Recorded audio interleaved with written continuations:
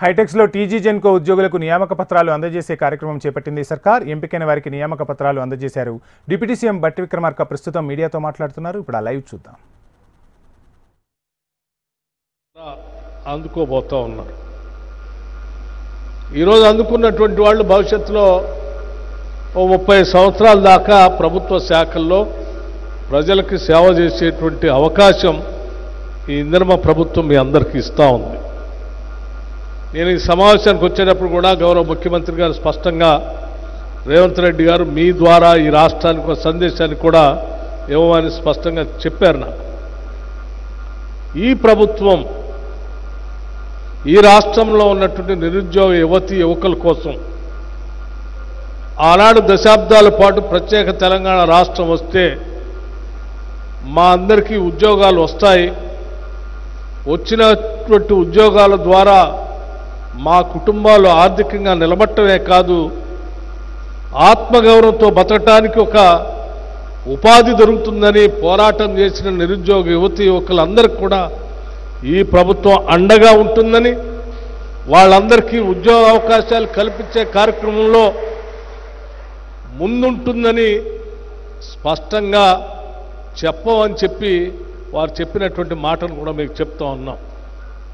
ఎందుకనంటే మేము వచ్చిన దగ్గర నుంచి ఈనాటి వరకు దాదాపు 59,000 ఉద్యోగాలు రాష్ట్ర ప్రభుత్వం ద్వారా ఈ రాష్ట్రంలో ఉన్నటువంటి నిరుద్యోగ యువకులకి ఉద్యోగ అవకాశాలు కల్పించి నియామక పత్రాలు అందించి వారందరినీ కూడా కార్యోన్ముఖులు చేసి ప్రభుత్వ సేవ చేసేటువంటి అవకాశాన్ని కూడా కల్పించాం. కేవలం ప్రభుత్వం ద్వారా శాఖల్లో ఉన్నటువంటి ఉద్యోగ అవకాశాలే కాకుండా ఒక పక్కన విద్యార్హత కలిగి ప్రవేశ పరీక్షల ద్వారా పబ్లిక్ సర్వీస్ కమిషన్ ద్వారా లేకపోతే ఇతరత్రా ఉన్నటువంటి రిక్రూట్మెంట్ వ్యవస్థల ద్వారా ఉద్యోగ అవకాశాలు కల్పిస్తూనే ఆ ఉద్యోగ అవకాశాలు పొందలేనటువంటి నిరుద్యోగ యువకులకు కూడా పెద్ద ఎత్తున అవకాశాలు కల్పించడం కోసం రాజీవ్ యువ వికాసం అని దాదాపు 9,000 కోట్ల రూపాయలతో ఈ రాష్ట్రంలో సెల్ఫ్ ఎంప్లాయ్మెంట్ పథకం ద్వారా పెద్ద ఎత్తున మనం ముందుకు పోతున్నటువంటి విషయం కూడా మీ అందరికీ తెలిసింది. నాకు తెలిసి దశాబ్ద కాలం పైబడి కూడా నేను రాజకీయాలను ప్రత్యక్షంగా చూస్తూ ఉన్నాను. 9,000 కోట్ల రూపాయలు ఒక సంవత్సరంలో నిరుద్యోగ యువకులకి సెల్ఫ్ ఎంప్లాయ్మెంట్ స్కీమ్ ద్వారా వాళ్ళ కాళ్ళ మీద వాళ్ళు నిలబడటానికి ప్రభుత్వ పరంగా ఇచ్చినటువంటి చరిత్ర ఇంతవరకు లేదు. ఇది మొట్టమొదటిసారి ఈ తెలంగాణ రాష్ట్రంలో ఇందిరమ్మ ప్రభుత్వం ఈ రాష్ట్రంలో ఉన్నటువంటి నిరుద్యోగ యువకుల కోసం 9,000 కోట్ల రూపాయలు వెచ్చిస్తూ ఉంది. కేవలం ప్రకటనలు మాత్రమే మేము పరిమితం కాదలుచుకోలేదు.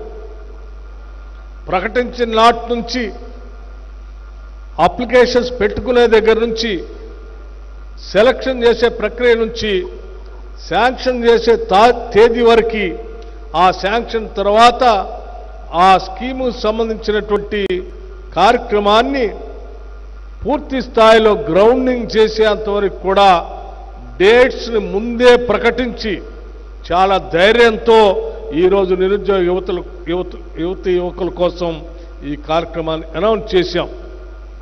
గతంలో లాగా ప్రకటించడం దాన్ని వదిలేసే కార్యక్రమం చేయకుండా ఉండాలనేటువంటి ఆలోచనతోనే ముందుగానే క్యాలెండర్ను ప్రకటించి ఆ క్యాలెండర్ ప్రకారం ఈరోజు పోతున్నటువంటి విషయం కూడా మీ అందరికీ తెలియాలనే ఈ విషయాన్ని మీ ద్వారా ఈ రాష్ట్ర ప్రజలకు కూడా తెలియజెప్పాలనేటువంటి ఆలోచనతో ఈ విషయాన్ని తెలియజేస్తా ఉన్నా.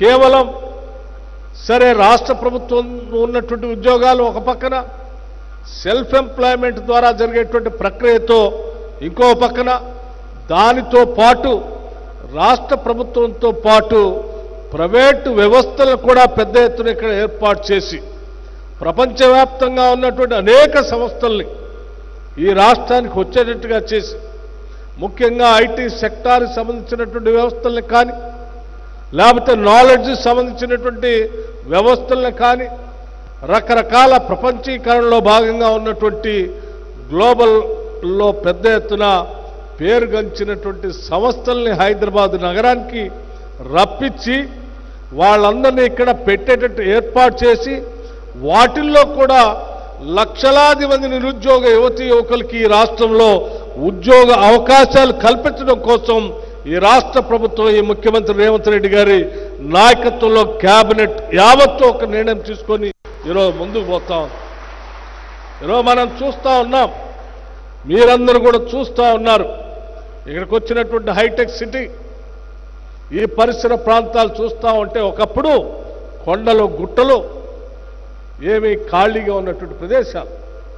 ఇటువంటి ప్రదేశంలో ఆనాడు నేదురుమల్లి జనార్దన్ రెడ్డి గారు కాంగ్రెస్ ముఖ్యమంత్రిగా ఉన్నప్పుడు ఈ హైటెక్ సిటీకి పునాదులు వేస్తే రాజీవ్ గాంధీ గారి సూచన మేరకు ఆ తర్వాత వచ్చినటువంటి ముఖ్యమంత్రులంతా కూడా దీన్ని పెంచటం వల్ల హైటెక్ సిటీ ఫేజ్ 1, ఫేజ్ 2, అట్లాగే ఫైనాన్షియల్ సిటీ, ఆ తర్వాత నాలెడ్జ్ సిటీ, ఇవన్నీ రావటం వల్ల ప్రపంచ పేరు ప్రఖ్యాతులు గాంచినటువంటి సంస్థలన్నీ ఇక్కడికి వచ్చి వారి వారి కార్యాలయాలు, వారి ఉత్పత్తులు ఇక్కడ మొదలుపెట్టడం వల్ల కొన్ని లక్షల మందికి ఇక్కడ ఉద్యోగ అవకాశాలు ఈరోజు అనేక గ్రామీణ ప్రాంతాల్లో చదువుకుంటున్నటువంటి ఇంజనీరింగ్ కాలేజీలు చదువుకుంటున్నటువంటి వాళ్ళు కానీ, యూనివర్సిటీలో చదువుకున్నటువంటి వాళ్ళు కానీ ఈరోజు హైదరాబాద్ నగరానికి వచ్చి ఉద్యోగ అవకాశాలు ఎత్తుకొని ఉద్యోగాలు పొంది ఈరోజు జీవన భృతి పొందుతూ ఉన్నారు. ఇదే స్థాయిలో భవిష్యత్తులో కూడా హైదరాబాద్ నగరాన్ని విస్తరించాలని, ఎలా విస్తరించి ప్రపంచ పేరు ప్రఖ్యాతులు గాంచినటువంటి సంస్థలను ఇక్కడ తీసుకొని రావాలని ఆలోచన చేసి ఈరోజు ప్రభుత్వం ముందుకు పోతాం. అందులో భాగంగానే దావోస్లో జరిగినటువంటి సమావేశంలో ఎంఓయూలు చేసుకొని అనేక పరిశ్రమలు ఇక్కడ రావడానికి దాదాపు 1,80,000 కోట్ల రూపాయలు పెట్టుబడి పెట్టేటువంటి సంస్థలతో ఎంఓ చేసుకున్నటువంటి సంగతి కూడా మీ అందరికీ తెలిసిందే. దాంతో పాటు ఫ్యూచర్ సిటీ నిర్మాణం, ఆ ఫ్యూచర్ సిటీ నిర్మాణంలో స్కిల్ యూనివర్సిటీ పెట్టుకోవటం, తద్వారా అక్కడ మిగతా వ్యవస్థలని సంస్థలకు కూడా వచ్చేటట్టుగా చూసుకొని ఆ అందరికీ అవకాశాలు చేసే కార్యక్రమం. అట్లాగే హైదరాబాద్ నగరాన్ని పెద్ద ఎత్తున విస్తరింపజేస్తూ ఇక్కడ కావాల్సినటువంటి మౌలిక వసతులన్నింటినీ ఏర్పాటు చేస్తే ఇంకా సంస్థలు వస్తాయనేటువంటి ఆలోచనతో ఇక్కడ హైదరాబాద్ నగరంలో పెద్ద ఎత్తున పెట్టుబడులు పెట్టడమే కాకుండా ఈ రాష్ట్రానికి ఔటర్ రింగ్ రోడ్డుతో పాటు రీజనల్ రింగ్ రోడ్ అని, అట్లాగే ఫ్యూచర్ సిటీ అని వీటన్నిటిని ఏర్పాటు చేసుకోవటం ద్వారా జరిగేటువంటి అభివృద్ధిలో అనేక సంస్థలు వస్తాయని మేము ఒక ప్రణాళికాబద్ధంగా ఈరోజు మనం ముందుకు పోతా ఉన్నాం.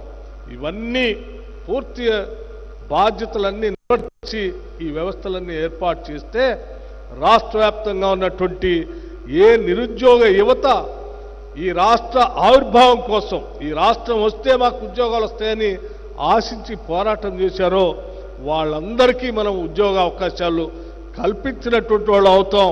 అప్పుడే ఈ రాష్ట్రం తెచ్చుకున్న దానికి ఒక అర్థం పరమార్థం ఉంటుందనేటువంటి ఆలోచనతో ఈరోజు ఈ రాష్ట్ర ప్రభుత్వం అడుగులు ముందుకేస్తూ పనిచేస్తూ ముందుకు పోతుందని చెప్పి మీ అందరికీ సవినయంగా నేను మనవి చేస్తూ, ఈ ప్రభుత్వం ఇటు వ్యవసాయ రంగాన్ని, అట్లాగే ఇటు పారిశ్రామిక రంగాన్ని, అట్లాగే యువతనికి ఉద్యోగ అవకాశాలు కల్పించేటువంటి కార్యక్రమం తీసుకొని ముందుకు పోతుందని చెప్పి మీ అందరికీ నేను సవినయంగా మనవి చేస్తూ, ఈ జరిగే ప్రక్రియలో సరే రకరకాల ఇది అభివృద్ధి జరగకూడదని ఆశించేటువంటి కొద్దిమంది చేసే ప్రయత్నాలు కూడా ఉంటాయి. వాటన్నిటితో మనం అత్యంత జాగ్రత్తతో ముందుకు పోతూ ఈ రాష్ట్ర అభివృద్ధే మన లక్ష్యంగా, ఈ రాష్ట్రంలో పుట్టిన ప్రతి బిడ్డ బాగా చదువుకోవాలి, చదువుకున్న ప్రతి బిడ్డకి ఉద్యోగ అవకాశాలు, ఉపాధి అవకాశాలు రావాలి, తద్వారా ఆ కుటుంబం ఎదగాలి, ఆ కుటుంబం ఎదుగుదలతో ఈ రాష్ట్రం ఎదగాలి, ఈ రాష్ట్రం అంతిమంగా దేశంతో ప్రపంచంతో పోటీ పడాలనేదే మా అందరి ఆలోచన.